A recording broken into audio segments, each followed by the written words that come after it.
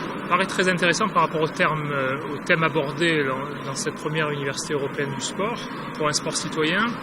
c'est que au travers des ateliers notamment sur l'engagement, au travers des politiques globales qui concernent le développement du sport associatif, des activités physiques et sportives, les thèmes de la laïcité et du développement durable sont revenus à plusieurs reprises. En tous les cas, dans les interventions que j'ai pu aborder. D'abord parce que, effectivement, nos réseaux associatifs, notamment sportifs, traitent de ces questions, alors pas obligatoirement d'une manière théorique, universitaire et d'une manière découplée de l'activité, mais bien en essayant de le prendre en compte dans les activités au quotidien. Par exemple sur les questions de laïcité, dans l'accueil d'adhérentes, d'adhérents, d'usagers issus de la diversité, parce qu'un certain nombre de ces acteurs et de ces actrices sont impliqués sur tous les territoires, au plus près des enjeux et des besoins locaux, dans les quartiers populaires, dans les zones hyper urbanisées, mais aussi dans ce qu'on appelle aujourd'hui la France périphérique, dans les zones rurales. Et donc, même s'il n'y a pas obligatoirement des réponses à un certain nombre de questions qui peuvent se poser, il y a bien la distinction entre ce qui relèverait d'une laïcité formelle, institutionnelle, et de la question de la prise en compte de la diversité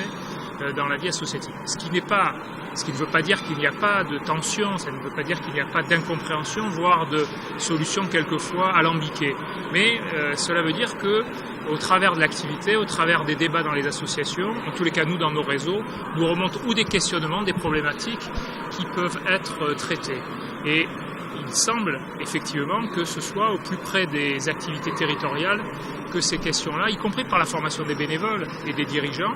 au travers de l'activité, c'est quand même l'une des dimensions essentielles historiques de l'éducation populaire, que ces questions qui peuvent apparaître quelquefois réservées à d'autres sont en tous les cas embrassées. Et donc il y a là, soit par la formation, soit par la prise en compte spécifique de certaines activités, des questions qui peuvent être source de problématiques et de solutions concrètes, comme nous aimons à les promouvoir à la Ligue de l'enseignement, et au-delà des discours de tribune, apporter des réponses concrètes, méthodologiques. Il en va de même avec le développement durable, d'abord parce que nos fédérations sportives, et notamment au premier rang desquelles l'UFOLEM, sont des fédérations qui ont très engagées sur la question du développement durable, dans l'organisation des éco-événements, dans la formation des dirigeants, dans la prise en compte d'activités. En ce moment, il y a le Playa Tour. Historiquement, le Playa Tour prend en compte le développement durable. Et puis parce qu'on le voit, l'articulation entre les problématiques de développement durable, de développement personnel, de sport-santé, sont bien sûr des sujets à prendre en tant que tels à part entière, mais qui sont quand même très articulés. Tout à l'heure, on avait un atelier à plénière sur sport-santé avec des chiffres que nous connaissons, mais quand ils sont rappelés avec en plus brio et qualité, font froid dans le dos. Les questions entre activités sportives dans des zones ultra polluées et non-activité sportive. On voit bien que le citoyen, le militant, le responsable associatif engagé, le chercheur bien sûr, tout de suite fait ce lien-là. Et donc, sur les questions de développement durable, on voit, il faut se rappeler d'abord que depuis Rio, les trois piliers du développement durable, c'est bien sûr l'environnement, c'est bien sûr les questions sociales, mais c'est aussi les questions liées à l'individu. Et donc les questions de développement personnel, plaisir et prise en compte de son environnement sont essentielles. Puis parce que, et on le voit au travers du sport santé, parce que l'une des premières sources d'activité physique, y compris en zone urbaine, c'est les parcs et la zone naturelle, en périphérie, etc.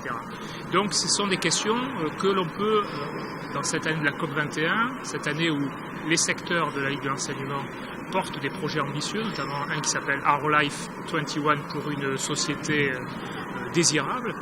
La question des activités physiques et sportives articulées avec les projets territoriaux sont des axes essentiels, puisque l'une des dimensions de ce beau projet, c'est de proposer à des jeunes, à des moins jeunes, des sportifs, des responsables et des militants associatifs, des citoyens en général, d'inventer ce que seraient les scénarios d'une société désirable en 2050. Et il se trouve que la question des activités physiques et sportives, du lien entre les individus au travers de pratiques où on fait plaisir, mais en même temps où on prend en compte son développement personnel, son capital santé, sont essentielles. Voilà.